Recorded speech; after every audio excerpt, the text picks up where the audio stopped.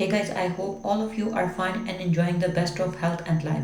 Guys, my today's video contains a very beautiful, stylish, creative and amazing collection of white color dresses of hand embroidery, white color, or you can use off-white color or some sort of light tones as well. White is the color that looks elegant, decent and is in trend, and most of our YouTube friends and family members most of the times like this color very much.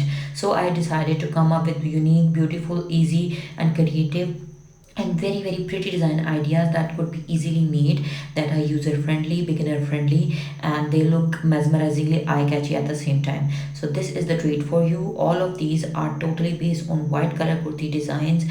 White different patterns of hand embroidery have been used. Just try them onto your kurti, shirt, top, peplum, frock, kalida, t-shirt, sweatshirt, or any type of office shirt as well. So I hope that you have liked the ideas, creativity and the patterns.